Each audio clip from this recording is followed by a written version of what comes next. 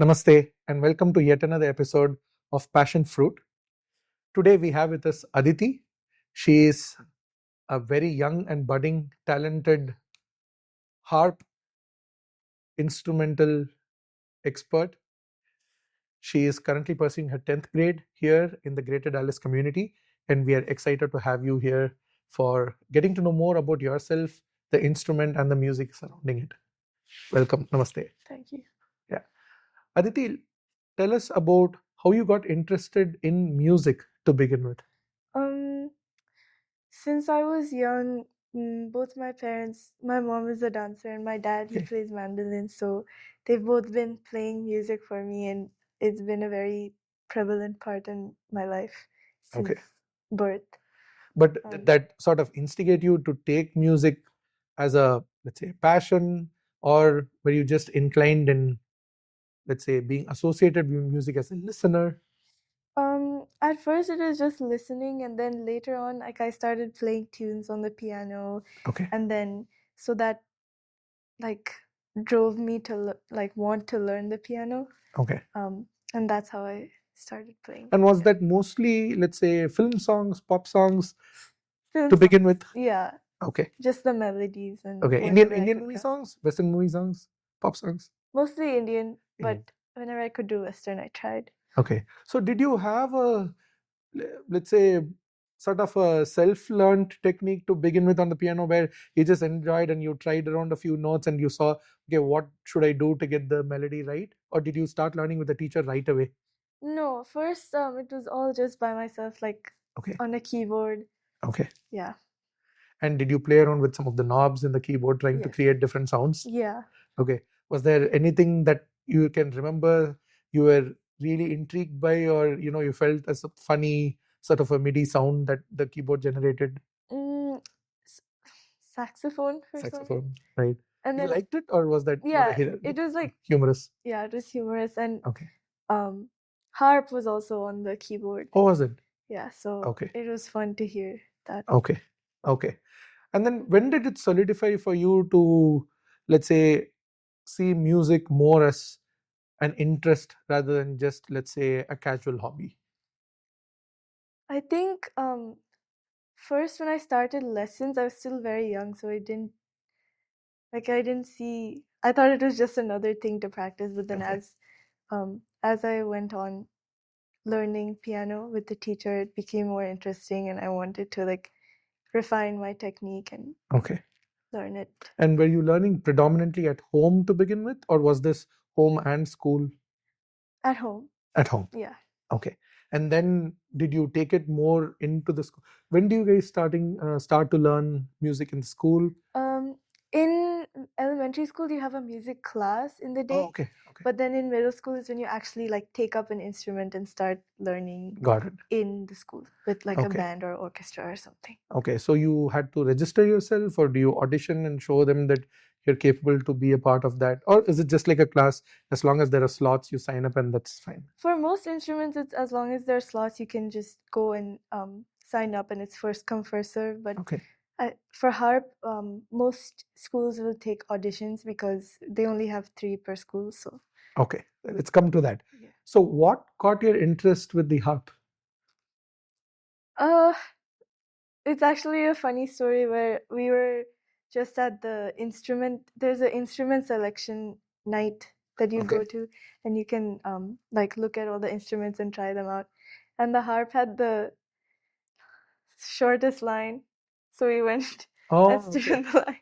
Okay. So that's very interesting. Yeah, but then after that, the sound is really nice and rich, and so I was like, "Wow, this is such a beautiful instrument." So I wanted to learn. Nice. Nice. And how long have you been learning now since you took the short route? 5 years. 5 years. Awesome. When you look back at it, do you have a thought for why maybe there was not as much of a crowd, wanting to pursue learning the harp? Do you think that was just coincidental, or do you think there's like a method to why people might prefer certain other instruments more than the harp? I think most people are accustomed to other like the violin, viola, cello, bass. Okay. So for orchestra at least, so that's why I think they went to the other ones, and there weren't as many people at the harp line. Okay. And you never second guessed yourself to think, okay, I started off with a harp, maybe I should switch to something else? I don't think so, but as I think in the beginning of 6th grade, which is when I started, like the first few months, I didn't have as much interest as I did in the piano at the time. Okay. So I was a little doubtful, but after that, I loved playing the harp. Nice, nice.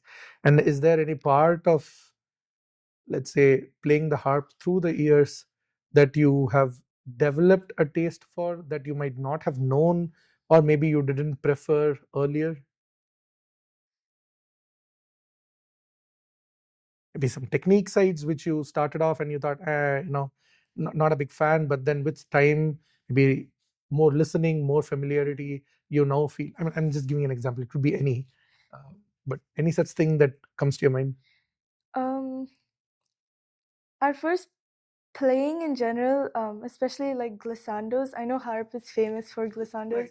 They're very painful, and I Okay. didn't like playing them. Interesting. Okay. But I played around with it more, and using the pedals, you can like change the pitches of each string. Okay. So for each octave, it's like you can change the Right. how it sounds. Okay. And when you play it all together, like if you every time you change the pedals, it sounds different. Okay. So it became very interesting to me. Okay. Okay, that's something that you acquired with time, Yeah. particularly because it hurt your fingers a little bit Yeah. to begin with. Yeah, but yeah. That's for- Calluses. yeah, yeah, yeah. Okay. Okay. Interesting. So, what is the typical thickness of the harp string? Not the exact number, but let's say a ballpark. Like the diameter, Yeah, diameter, or even qualitatively, are they all similar? no, like the high strings are thinner, so they produce a higher sound, and then the lower Okay. ones are like wire, which is like maybe I think I've seen like 4 millimeters Oh, wide. okay. And do the strings ever break? For example, I'm a violinist. I know that occasionally that does happen, Yeah, right? The strings do rip apart. Not that you want that happen, but it does happen. it happens. Okay. Does that happen because you're training and you are not familiar with the technique enough to know to not give the right or the wrong stress at the wrong place, or is it just a matter of wear and tear with usage? It's wear and tear mostly. Okay. I think in the beginning stages of learning, it could be like A lot the more way frequent. you Oh, okay. Okay. you pluck. Got it. Got it. But with time, once you get familiar, it's typically due to wear and tear. Yeah. Okay. Okay. And replacing these strings, is it just as similar to, let's say, a guitar or a violin? You just go to the nearby music shop and they would have it, or do you need to reach out to specified and specific stores, call them ahead of time and make sure that they have the right strings? So there are a few websites online that I go to like a harp, like specifically for harp, that have like harp music and strings. So I just buy it from there. But I don't think it would be at like Like a guitar center? Yeah, no, No, probably not. probably not. Okay, interesting. So it has its own Yeah. like ambience and entitled status that we have to give the respect for the tool. I like it. I like it. In terms of the technique for playing, let's delve a little bit into that. You talked about the glissandos, right? What would you say to your ear or to your like understanding of technique is different to playing that on the harp as opposed to, let's say, playing something similar, as close as possible, similar on the piano or a xylophone or any such instrument? I think I'm familiar with piano, so I Yeah. think for piano, um, first of all, it's vertical, and then harp Right. is like, yeah, harp is vertical, and then And this the is piano is horizontal. horizontal. Yeah. And then for harp, you can, so there are only 7 strings per octave, and there's no like black keys Right. on the harp. So You use your pedals? yeah, you use the pedals, Nice. and I know for piano you can't do that. It's either just black keys or white keys. For harp, you can like change the thing. Okay. Yeah. So you actually use the pedals way more consciously as much as you would use it in, let's say, stick driving.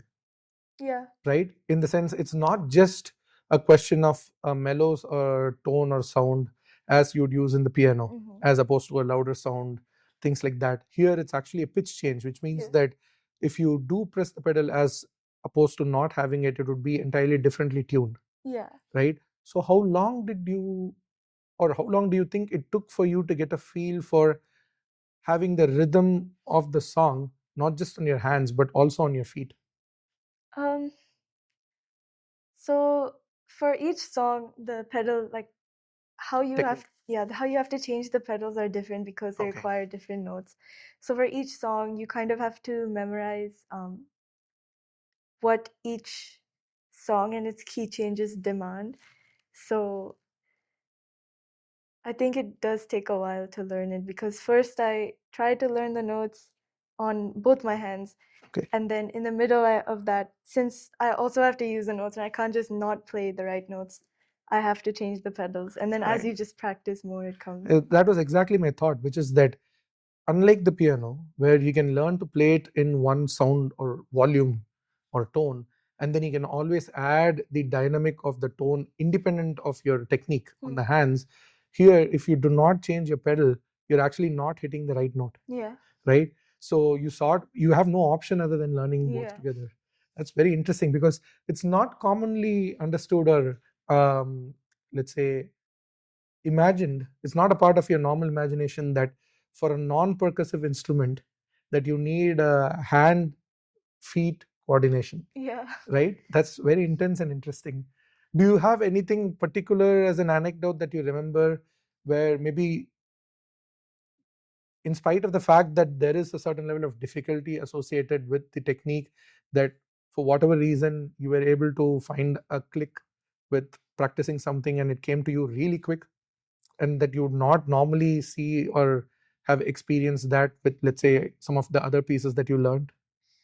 Um, I think what my teacher usually does is we start on a lever harp, so you Okay. don't use your feet in that, Oh, and you okay. have to change it with your hands in the Okay. middle of when you're playing. Oh, okay.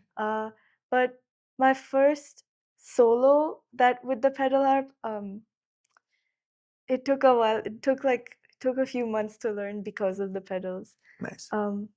So I think that was really difficult, but after that, I think you get the hang of it Got it. pretty quickly. So when was your, let's say, first solo concert, so to say, with, or a concert where the harp was, let's say, the primary, the center point of the composition?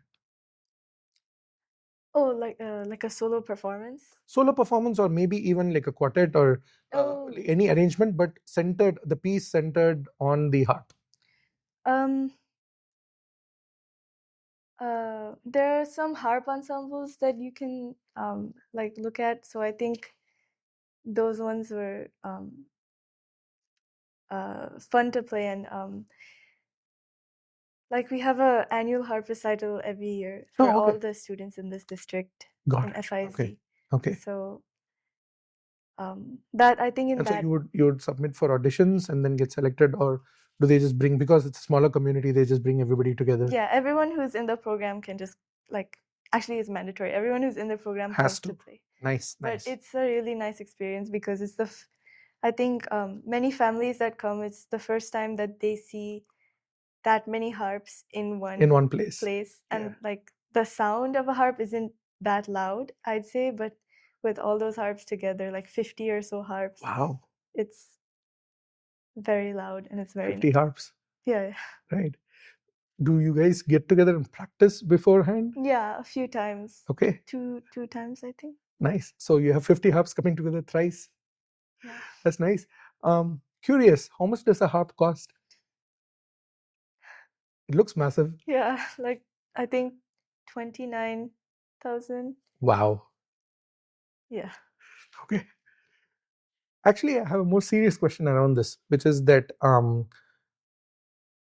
one of the things that I have sort of understood about the harp is, and this is a ballpark number, again, there's no way to quantitatively establish this, but what I've realized is when I did a little bit of search around this in the past, only about 1 to 2% of the concertos ever written seem to have been written for the harp, Yeah. right? And then when you go for orchestral pieces, it becomes even smaller number, where the harp is all could be included as a part of the orchestra, but for it to have a prominent role where it carries even let's say a portion of a symphonic uh, composition or any such major composition is not that often. Yeah. Do you have any thoughts why that might be? Um, I think composers from the period that I think harp music and orchestral music, like Baroque, the Right. Baroque period, classical period, and Romantic period, there are lots of harpists that write for the harp, but I don't think orchestral composers are too familiar with the harp. Okay. So that might be why. Um, yeah. Okay. So you think it is more of an issue with familiarity of the instrument rather than, let's say, availability, or just as you suggest, there were probably harp experts present, harpists present, just that the composers did not have the, let's say, ability to imagine pieces that were including them more frequently in a prominent space. Yeah, I think so. Okay. But tonally, in your perspective, and this need not be like a quantitatively attested answer, but in your perspective, what would you say is, let's say, a standout, one or a few standout um, features of a harp as opposed to other items within the orchestra, like you said, violoncellos, violas, or any of the flute, wind instruments, etc. And where do you think some of the other instruments are actually better equipped, not just for an orchestral ensemble, but even for like a quartet or like any such arrangements? Where do you think they have some advantages? So for harp, I think the first thing that people like see is the amount of strings that are on Right. there, which I think it provides a greater range than like just a violin or just a cello or just a Right. bass, because Right. it just has a bigger range. Bass Right. is more focused on lower notes, and Right. then violin for higher notes. And then I also think that for the other string instruments in the orchestra, you can slide between notes, so it's very nice and very easy to play like flowy emotional pieces. On the harp also it is possible because it's a nice, like, first of all, it's a great sound that the Right. harp The has. tone is excellent. But if you want to slide between notes, you have to pluck one note and then pluck the other. There's no way to join them together. Right. But that would be similar to the piano, right? Yeah. Any such equivalent of a fretted instrument that does not work on a string, Mhm. so to say, right? This is string, but it's separated. Okay. Okay. So you see that as does it. One of the things that I found when I was reading is that again, this is just from literature knowledge, right? Now you're probably the second person that I know of who's familiar with the harp as an instrument and they're playing it. So I wouldn't say I have a lot of anecdotal, let's say, evidence to support this, but something that I read seems to be pointing towards the fact that one, the tool itself is expensive, the instrument itself is expensive, although there are maybe, let's say, modular versions for when you start off before you Yeah. get to the more expensive versions, or the full range versions for later. But also that the technique, as much as it seems not necessarily complicated, is not that straightforward. And it seems to be a recurring theme because I read multiple such articles from different people who suggest that, hey, it's deceivingly simple.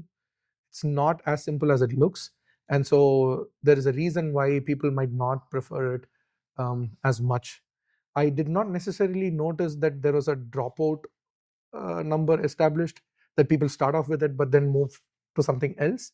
But that was something that was attributed as one of the reasons why people probably are not as excited to take for the harp. The reason I bring that in is, what level of subscription do you see in your past 5 years from the time that you started? Do you see that there are more people interested in learning the harp as students? There is more, let's say, events centered around the harp? Or do you see that it's been where it is, not really high but at the same time not necessarily too low, but it's like okay? reasonable enough for the harp? What's your opinion on that? What do you observe?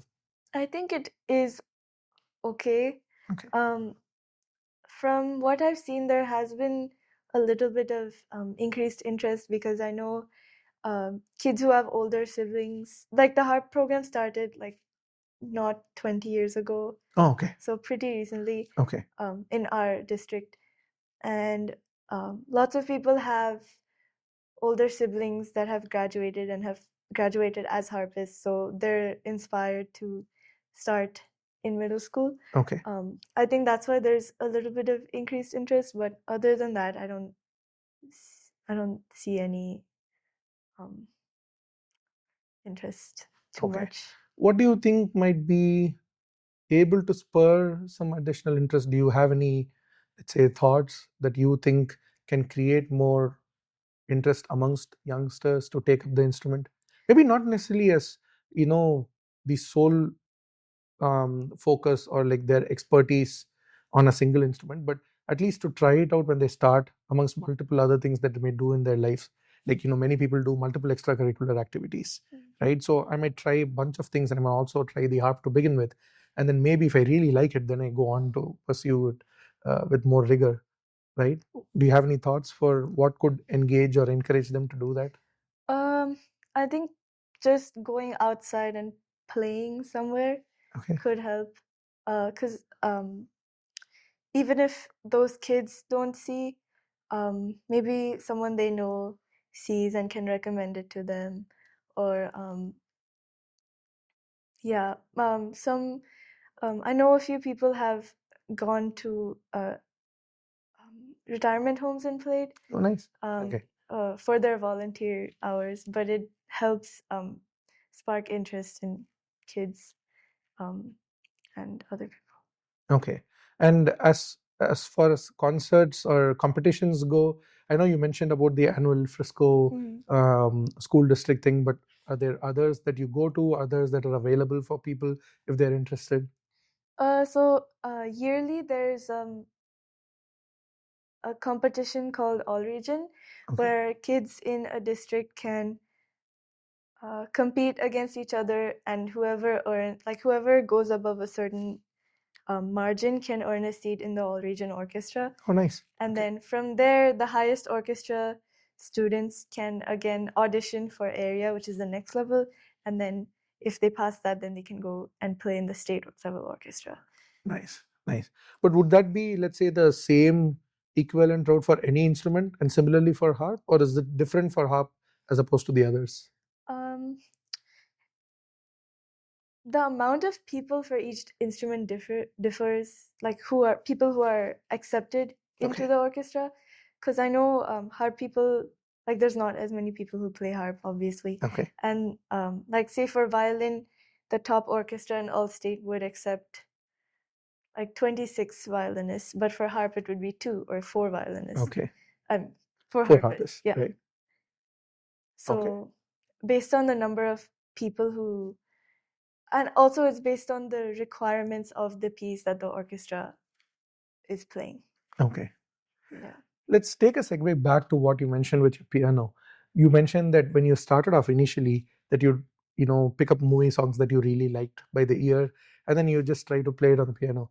Did you ever translate that onto the harp and try it? Hey, now that I'm good at the harp, let me see how that sounds on the harp. Yeah, I tried a few um, uh, Bollywood songs Okay. on the harp, and on the piano I couldn't figure out how to do the chords, but on harp it was in a way I think Intuitive. easier. Okay. Yeah. Okay. But do you feel that it sounded good on the harp? Yeah. Do you feel happy about the fact that you're able to play that on the harp? Yeah, I think it's very unique that one can play Bollywood music on the harp with, because piano, I think many people play keyboard, Right. Bollywood covers, but on harp it's very unique. Right. So do you have any plans to expand that into something that stands out as, let's say, a marquee exhibition of the idea of using harp in multiple facets? You didn't consciously start there, but it seems like you found like a nice new avenue to sort of display the scope of the harp. Yeah, I think I've had a few ideas for like making a whole playlist or a whole playlist of Bollywood covers Okay, on the harp, or like maybe uh, Indian Indian Carnatic nice. songs. Yeah.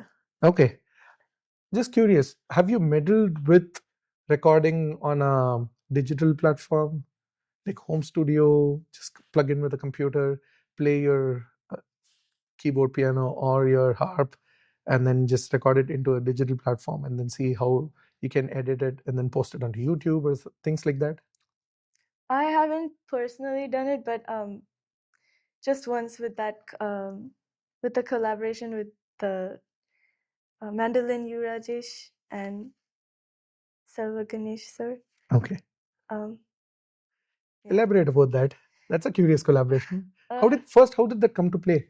um, uh, my dad offered them to stay here, Okay, and then one night they were just, hey, can you play something on the harp? And I was like, oh, okay, sure.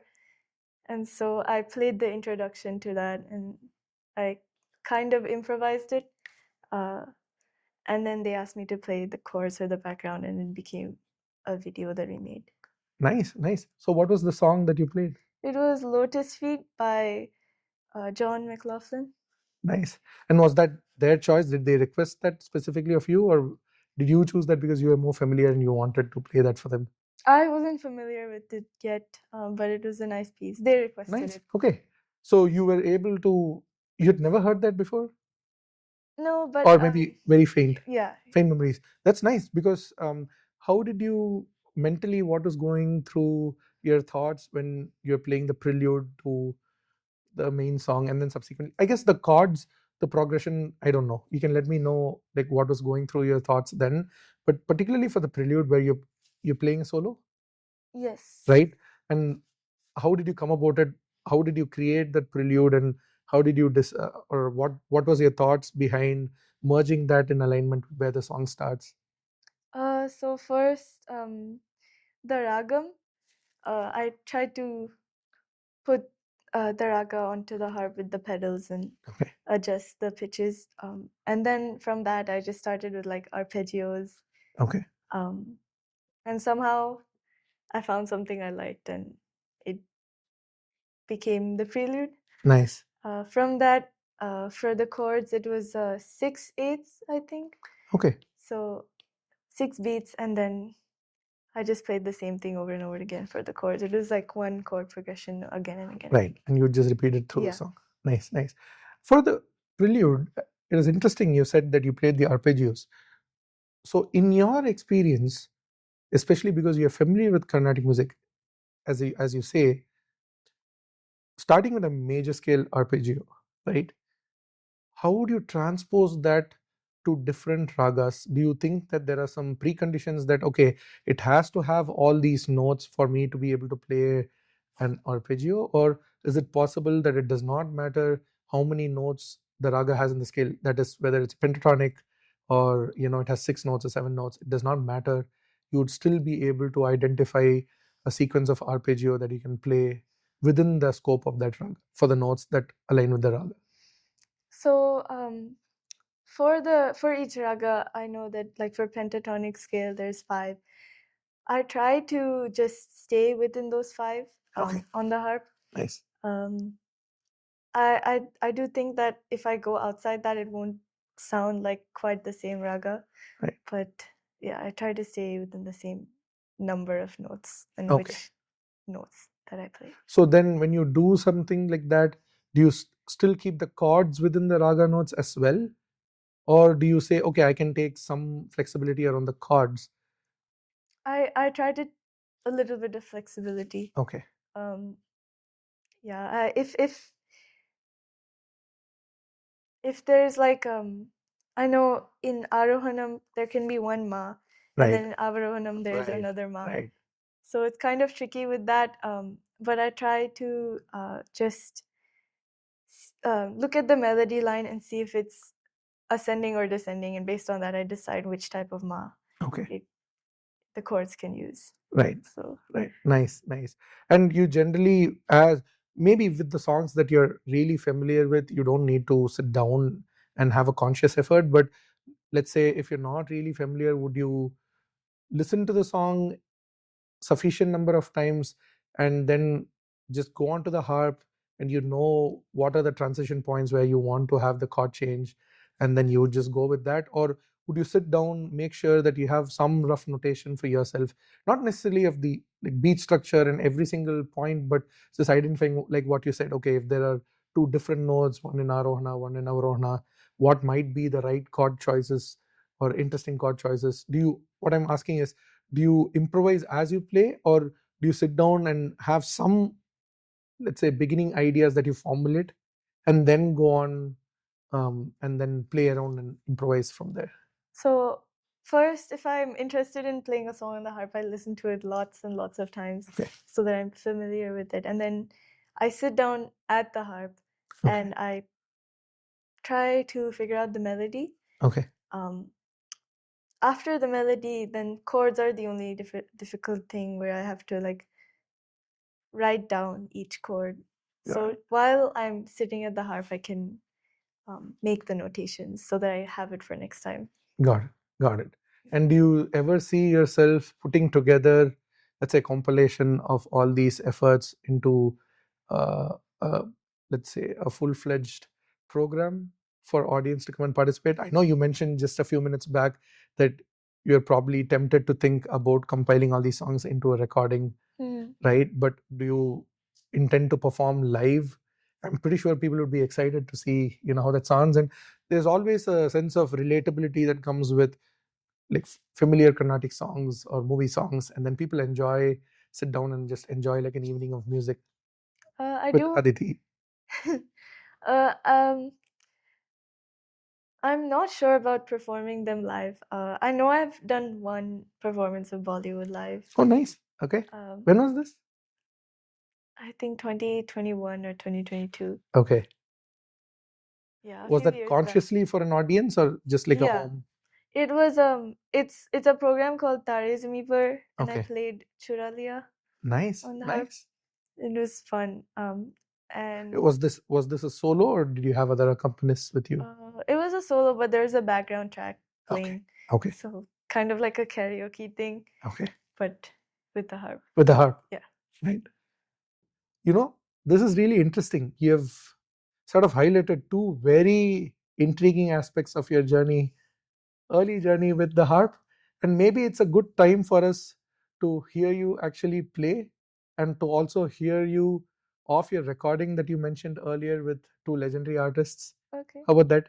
Okay. So for the audience, we'll probably play a short clip of Aditi's performance, as she mentioned, with Mandolin Rajesh that they recorded earlier, and also have her play something for us exclusive with her harp live. Maybe a Bollywood song, maybe a Carnatic song, something that you really like. Okay. All right, awesome. So we'll meet you after the break. Back to Passion Fruit, back to Aditi, and back with us here, right, as you listen and enjoy the melody on the harp.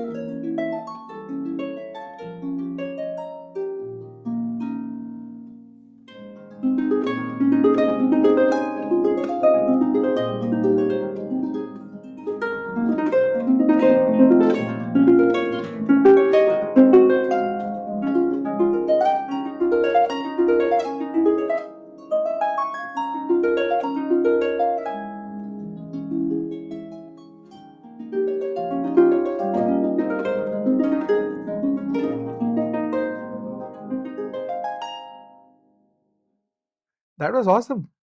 Thank you. Very excited to hear. We probably want to hear more of you now, Okay. right? You should perform. You are in 10th grade now. Yeah. So you're entering your junior year. Yes. We have you here at least for a couple of years in Dallas. And hopefully you can stay longer. And so we want to see you perform a lot more. Okay. Right? I'm pretty sure the audience feels the same as well. But moving on to the last segment of this conversation, just between us to begin with, one of the questions that I had is that, okay, you've had a 5-year journey with the harp. Next 2 years are going to be important for academics. You're getting ready for writing your SATs, thinking about which programs you want to join for your bachelor's. Do you have a plan for how you would want to, let's say, envision your partnership with the harp going forward? First, the next 2 years, immediate future, and then going forward.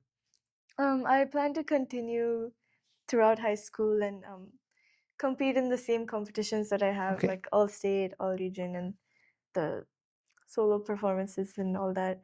And then after I graduate, I know that I want to go to college with a harp minor at least. Okay. Maybe later I can convert it to a major based on like if my mainstream major allows. Okay. Um, And do you know, or do you already have thoughts on schools that excite you? yeah, I know UT Austin does have a harp program, and Nice. UTD, and UNT and UT Arlington, and um, I think there's some colleges on the East Coast Okay. that do have programs, but for now, just in Texas. Okay. So you definitely seem to have a lot of options in state to begin with, and then of course options out of state, right? As you look forward, do you have a particular sense of, let's say, identity that you want to associate with your relationship and the harp? Which is, do you see yourself more as a performer? Do you see yourself more as a teacher, as a learner, as a mixture of all these, something entirely different? I think at least now, I want to keep learning, Okay. and just go from there. I don't know after that what I'll do, but just yeah, Okay. I just want to learn. But you are enjoying Yeah, I'm enjoying them. enjoying more and more Yes. every day. Yes. Right. That's awesome. Before we end, viewers, we have a new special item for this episode, and probably we are going to introduce such segments, interesting segments, in the subsequent episodes as well. So we do have some audience questions for the first time in Passion Fruit, and we'd like to bring it to Aditi for Aditi to respond to the audience directly. Okay, so the first question from our audience is the challenges with practically working with the harp. For example, one of the comparisons that the audience member gave is, if I'm learning the flute or the violin, it's very easy for me to take it from one place to the other, tune it, detune it, work with it. Whereas the harp seems like a workout every time I am trying to work with it. As much as it's elegant, it's beautiful, but it does seems like a lot is involved with it. So what has your experience been? How was your earliest thoughts around it? And what do you feel right now? And what would you like to tell the audience for how they should look at it? Um, I know most people don't like bringing their own harps to things because it is very difficult to lift, and uh, accessibility to like cars. You need a big car first of all to fit it Right. in, and then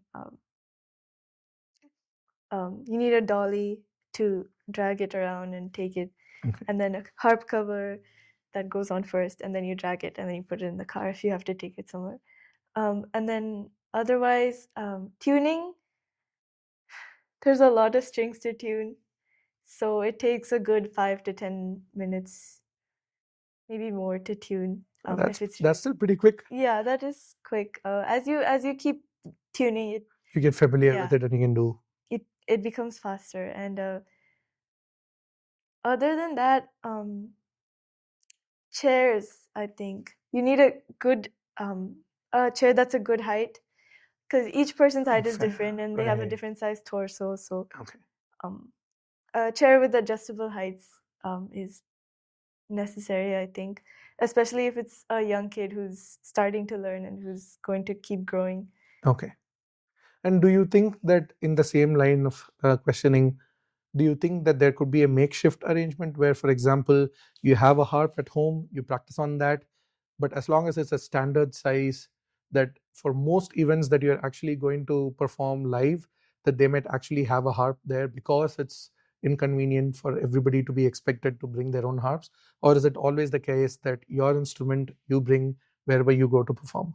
It's usually the case that you have to bring your own instrument, except in colleges. If you go and compete at a college or go perform there, they'll probably they might have harps depending on if they have a harp program. Okay. Or, But primarily you bring, just as any other instrument. yeah. Awesome. Next question. Okay. So the next question is somewhat related to the previous question, in the sense, what goes into maintaining the instrument? For example, I play the violin, and I know that occasionally I might have to give to a service to make sure the bridges are aligned right, the strings are not cutting too deep into the bridges, and so many other, cleaning up the fingerboard. For Carnatic music, I use lubrication, but I use talcum powder. Many people use Vaseline or oil. So, but talcum powder sort of leaves residue on the fingerboard because your fingers are oily, or they're sweaty or whatever, right? So I do clean it, but occasionally I have to completely remove my strings, clean the fingerboard clean, and then do the same with the strings, retune them, etc. So little things that I do by my own experience with the bow hairs, for example. What would be an equivalent, let's say, regiment that you have for the harp? Is it systematic or is it ad hoc, as and when necessary? Usually when I feel it's necessary to clean like the strings, because as you meant, like I do use Vaseline Okay. for a good tone. I do use like wipes to wipe down the strings and the soundboard, um, and the top of it collects dust sometimes Right. because you don't Right. reach or touch that. Would that just be aesthetic, or does that also impact the frequency that you play with, or the stability of the tool when it collects dust or like particles? I think it does also like affect the how Quality of the quality of sound, because Okay. At the top of the neck, you have the discs that are connected to the pedals that turn the string that turn Okay. and they change the pitch of the string. Okay. So they could collect on that and become like compromise the tone of the thing. But yeah, and then oh yeah, in between those discs you have to clean because of the dust, and then at the back, tuning. I think for if you when you play the harp, especially nylon strings, they get They like sag. yeah, there's like a dent Okay. which is from the how many Plucking. times, yeah, plucking, Right. So and they how start sagging. yeah, Right? They're not taut anymore. yeah, Yeah. and then you have to replace the strings often. Um, but gut strings you don't have to replace them too much. Okay. Other than that, pedals, sometimes they rattle, Okay. so you do have to send it for maintaining. Um, Is it just as simple as what we do in India, which is apply some lubrication oil and then it doesn't squeak, or is it a little bit more nuanced? it's you need like screwdrivers, and Okay. you have to like dissect. You have to take out the whole string, and then you have to like kind of fix it. Okay. And what about when you use the pedals repeatedly to shift scales, right, or shift pitch by like one note or whatever, and then does that also create additional tension on the string that you then relax back and forth, which causes the strings to sag, or not? Is it more just with the plucking than with the pedals? I think it's more the plucking, because That's more frequent. it's more frequent, and actually I do think pedals are also pretty frequent. Because once you put a pedal down, it stays there. Okay. Like the knob in the disc, it stays It sort of there. locks Yeah. into that, and then you have to release it. Yeah. Right. So you're sort of altering the tension that you provide to the string. Exactly. Yeah. Okay. So I'm not sure if it does, but I would think that it does cause the string some wear and tear. Okay. Yeah. Okay. Maybe one more question from the audience. Okay. So for the last question from the audience for today, um, in conversation with you before the, sorry, I'll restart. Okay. And the last question for today's event interview with Aditi, actually in conversation with you before, just before the actual interview started, we were discussing about how, a lot of the times when the city funding or the town funding or the state funding is at a low, right? Um, in terms of the music side or art side of things, one of the instruments that gets the chopping axe in terms of funding to support that art form is the harp, right? Um, in every field, I guess there is always those low-lying fruits that are easy to cut off funding from, and then when things are going well, you bring it back in, right? But it's not one of those topics or subjects or items that always remain as a focus for the city or the town, the school, right? Irrespective of what the financial situation is. Do you have any understanding for why the harp is on the receiving end? I know you're just a high school student, but just your experience for why that might be, and two, maybe in your own thoughts what you could do, similar to maybe some of the earlier discussion we had, but just to promote and demonstrate the value of harp to be more important in a way that the city or the school council or whoever is in charge recognize that they might want to think twice before deciding they want to chop off some funding for the harp. So I think um, for the first part, that's Why is harp the first thing that they go to, or one of the first things they okay. go to? First of all, money. It's very, very expensive, and Okay. even strings, like buying a whole set from the lowest string to the highest string, it costs, I think, over $150. Okay. And then each school has to have two of them because there's two harps for each school, and it's a lot of money. I also think that other districts, I think Frisco is the district with the most prevalent and the biggest harp community. Okay. And I think if other districts don't have harp, then there's a good reason that we can also cut out the harp program. But I don't think that's the way we should think of it. I think that since Frisco ISD is so like we have so many good harpists that make it to the state level every year, it's something that is unique to us and we shouldn't be cutting it out. And for the second one, which is how we can like Promote. the harp, Yeah. um, a lot of people, since in Frisco ISD they are shutting down the harp program, a lot of Oh, people are they? are, yeah. Okay. Is that when does that come to effect? So incoming sixth graders don't have the opportunity to play, Okay. but everyone like who has Until started, until then, yeah, they'll still have, they'll graduate as but harp. not. I mean, for people that are incoming into sixth grade starting next fall, Yeah. right? They'll not be able to pursue that. Yeah, which is Okay. sad because, as I said, a lot of younger siblings of harpists have already started lessons to get an upper hand, like how people do with violin. Um, and suddenly it's getting cut, so they won't have that opportunity. So people, in general, we just go play outside wherever we can, like retirement homes. And I know there's a petition going around. And also, a lot of us are inviting as many people as we can to the harp recital Okay. this year. So I think those are good ways you can spread awareness about it and allow for a change. Yeah. Is there a financial support, for example, that the families where the kids are learning or adults are learning and have expertise in harps can provide to keep it sustained? Is it purely a question of finance in any way that restricts it, and is it possible to support it financially in an alternative way?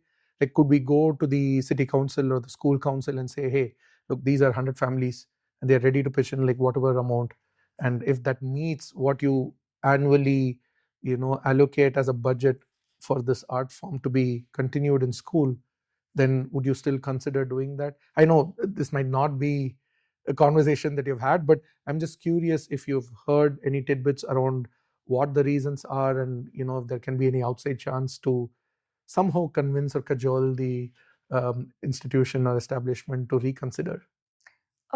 There was a board meeting a few weeks ago at the FISD administration building. A lot of us went and we made that same argument that Okay. we can all pitch in some money to help Sustain the program. sustain the program, and we haven't heard back from them, but I think it's a great idea. Okay. Especially because, as you mentioned, if other districts do not have an active program, I would almost say that is a very strong reason to not back out of the HARP program from here, right? It's one thing that, there is some, of course, associated difficulties that the upper management might see, but it's also another thing that you promote arts for the sake of arts, right? Art has very unique value other than professional education. Professional education can change with time, right, with needs, and it does not need to support one form if it is not actively engaged in the community in any form. But art is entirely different, right? So I wish you get to perform a lot more, like we heard you earlier, live and both in the video recording. And I wish this instigates a lot of other people in the community who are like-minded, who like to see different forms of arts being supported, active, thriving. Eventually, we are all humans because we emote, we are able to understand and relate to emotions. So it absolutely makes sense that to whatever extent that we can, that we keep all these arts alive. And artists such as Aditi, who passionately and happily by her own take chose such an instrument, is excited for it. And I genuinely believe that that should continue. And I hope and pray that for her good thoughts, as well as for all the other people who are interested in taking harp, that there is a reconsideration in a way that is not too taxing on the institutions, but also very encouraging and supportive of the art that does continue. Thank you very much, Aditi. That was a Thanks. very enlightening conversation. I have a lot more questions, and I do know that we have a few more questions from the audience, but maybe we should have a part 2 where you have a live recital and we have a question and answer session right after the recital. How about that? Okay. Awesome. Thanks a lot. Namaste. Until yet another episode with Passion Fruit.